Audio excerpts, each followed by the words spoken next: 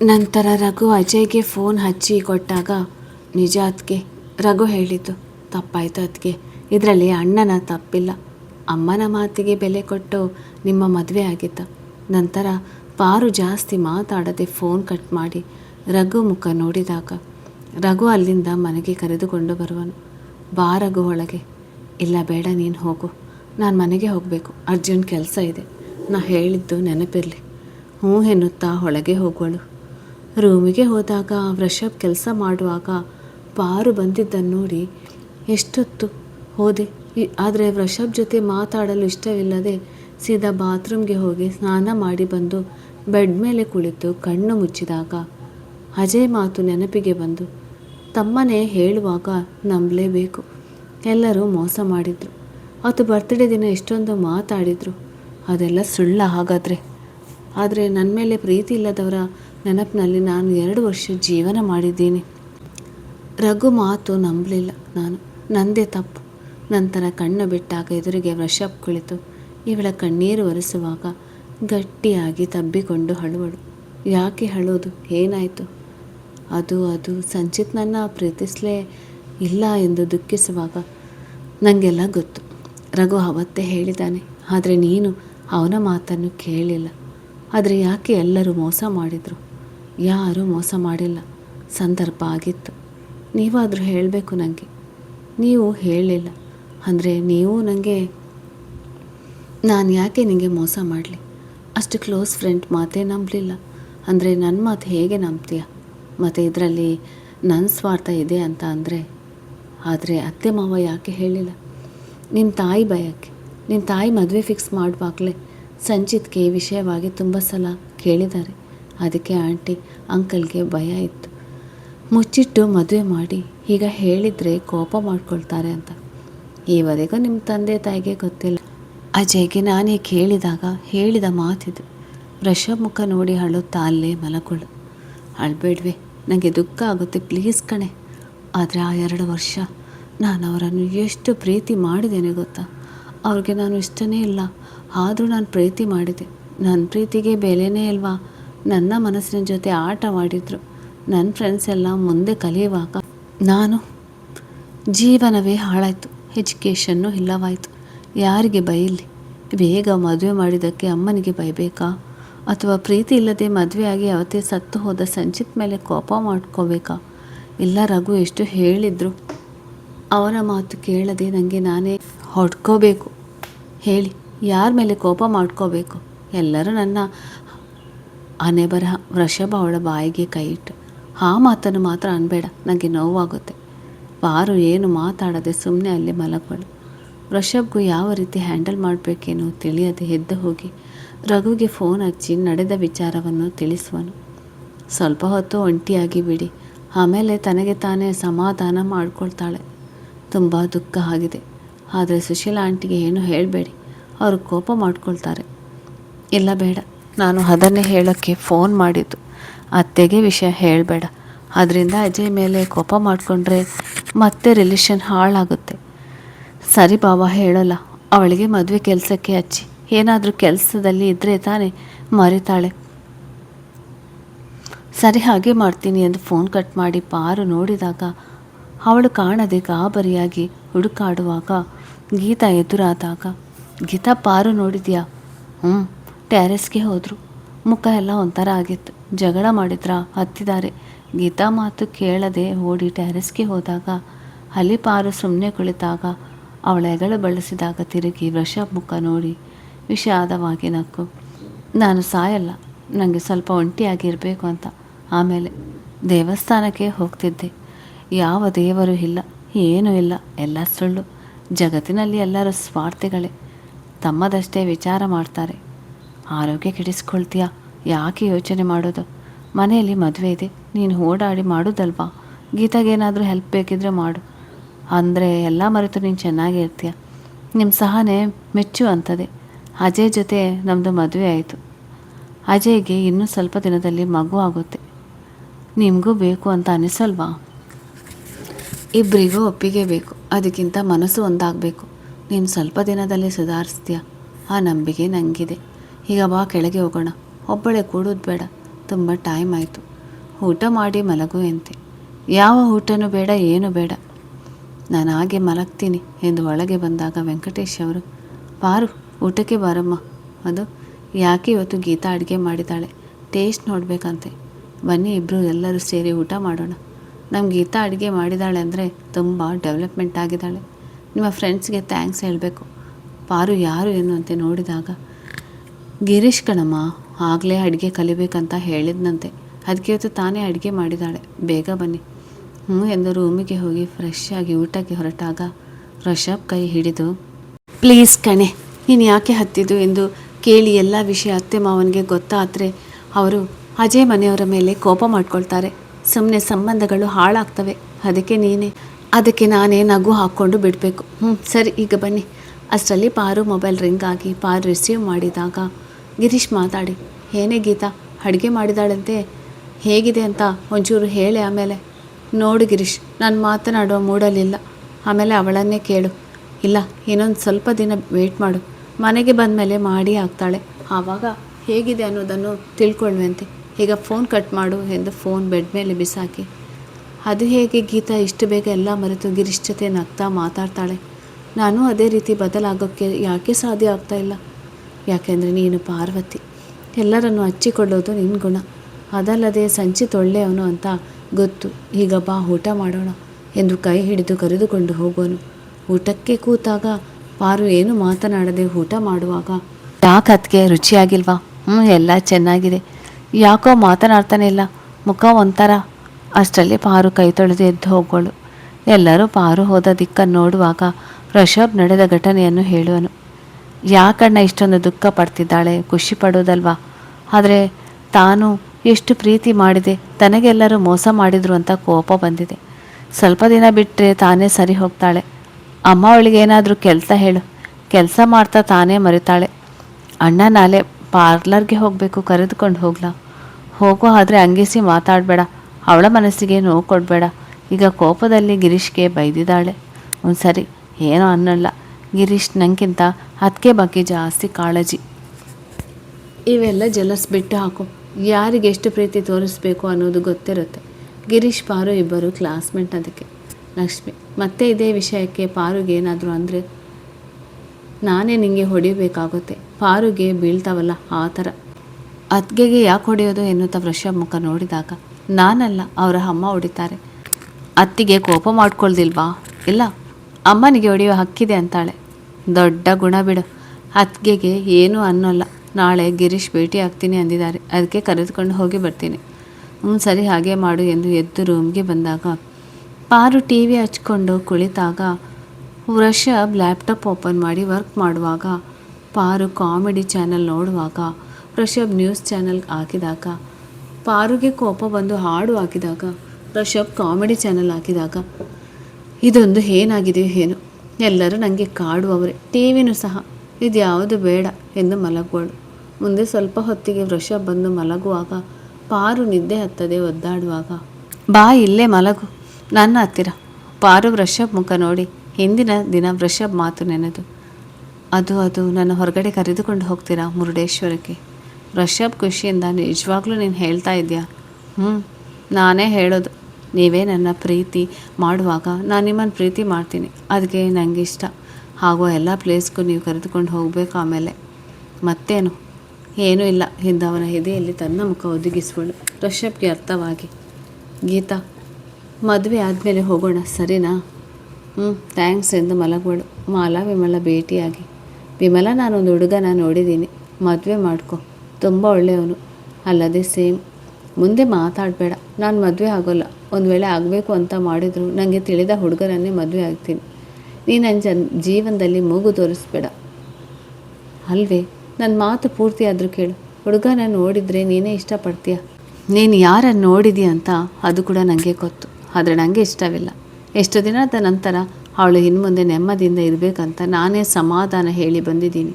ನೀನು ಆ ಹುಡುಗಿಗೆ ತೊಂದರೆ ಕೊಡಬೇಡ, ಬಿಟ್ಟು ಬಿಡು ಅವಳನ್ನು. ಮುಂದೆ ಮಾಲಾ ಮಾತನಾಡಿದರೂ ಕೇಳಿಸಿಕೊಳ್ಳದೆ ಅಲ್ಲಿಂದ ವಿಮಲ ಹೋಗೋಳು. ಬೆಳಿಗ್ಗೆ ಪಾರು ಇನ್ನೂ ಮಲಗಿದ್ದು ವೃಷಭ್ ಎದ್ದು ಸ್ವಿಮ್ಮಿಂಗ್ ಹೋದಾಗ ವೃಷಭ್ ಫೋನ್ ರಿಂಗ್ ಆಗುವಾಗ ರಿಸೀವ್ ಮಾಡಿ ಎಮರ್ಜೆನ್ಸಿ ಎಂದು ಹೇಳಿದಾಗ ಪಾರು ಫೋನ್ ತೆಗೆದುಕೊಂಡು ವೃಷಭ್ ಇದ್ದಲ್ಲಿಗೆ ಹೋಗಿ, ರೀ ಫೋನ್ ಅರ್ಜೆಂಟ್ ಅಂತೆ.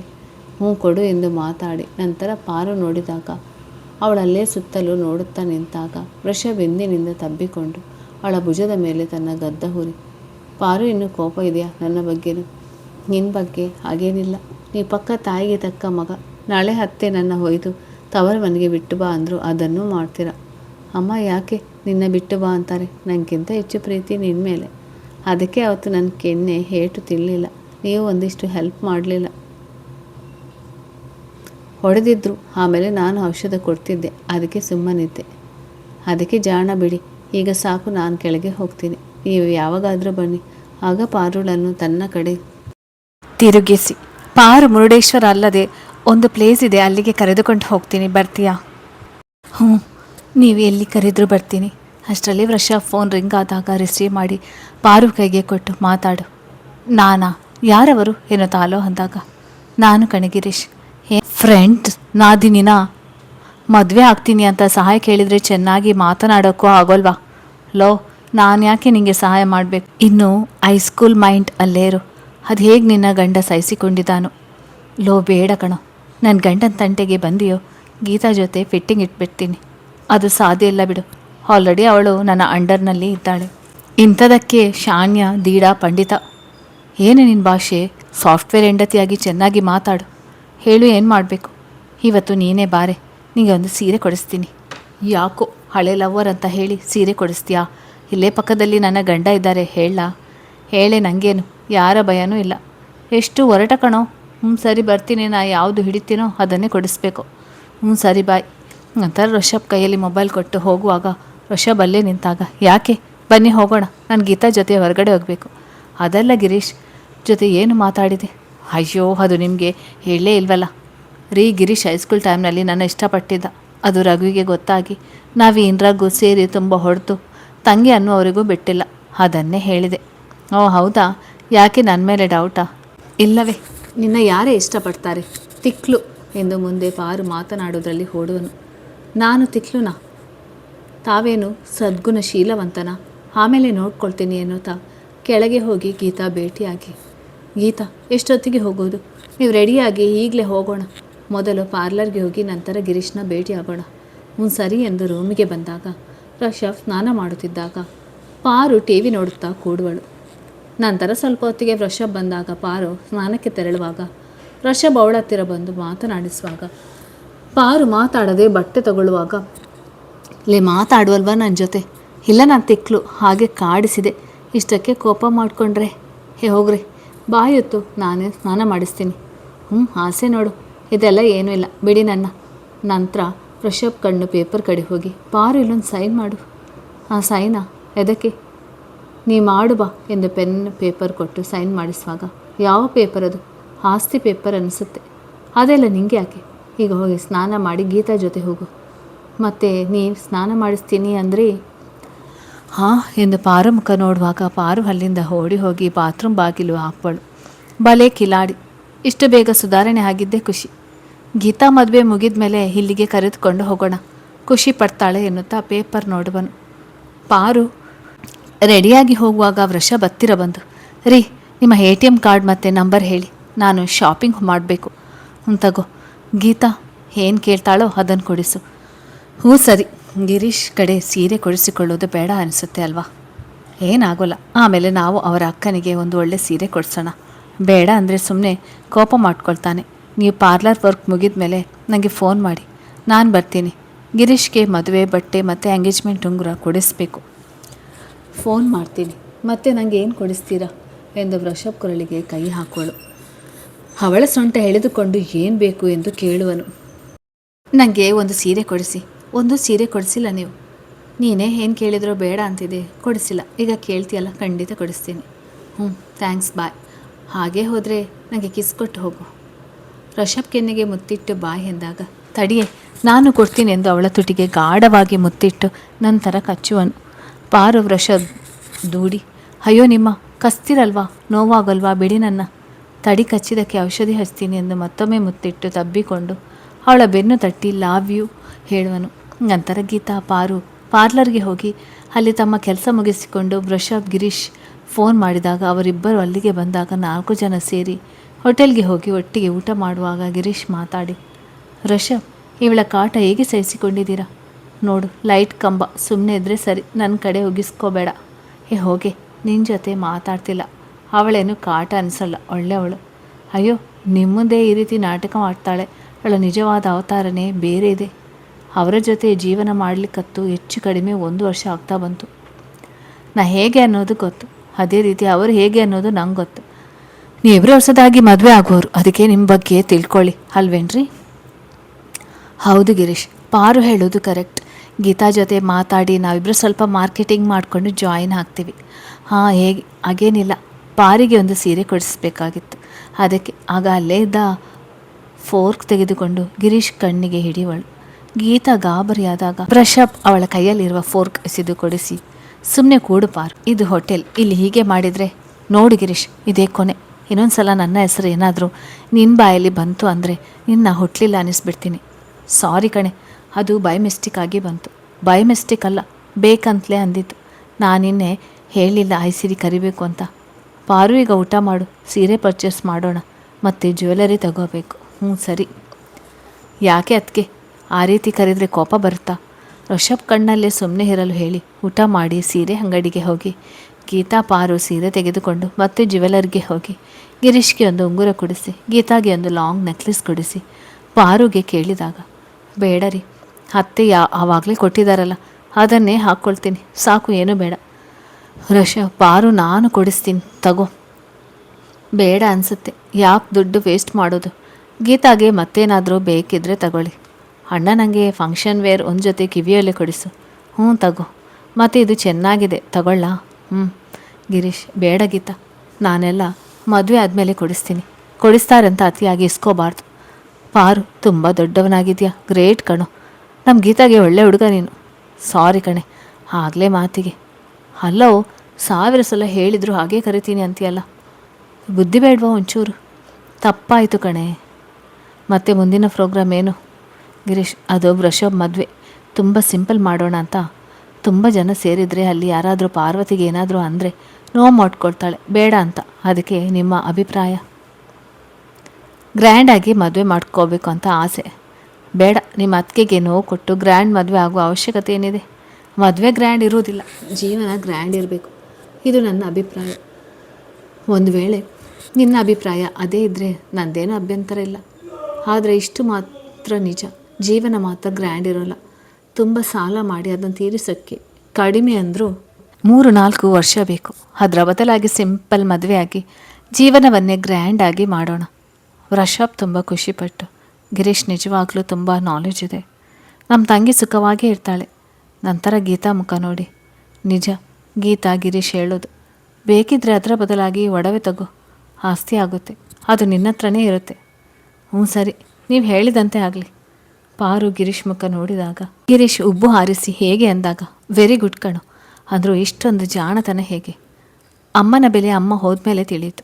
ಅದೇ ಬುದ್ಧಿ ಬರಲಿಕ್ಕೆ ಕಾರಣ. ಈಗ ಗೀತಾನೇ ನಮ್ಮ ಮನೆಗೆ ಅಮ್ಮನಾಗಿ ಬರೋದು. ತಾಯಿ ಇಲ್ಲದ ಮನೆಗೆ ಹೆಂಡತಿ ಬಂದಾಗ ಅವಳು ತಾಯಿ ಸ್ಥಾನನೂ ತುಂಬ್ತಾಳಂತೆ.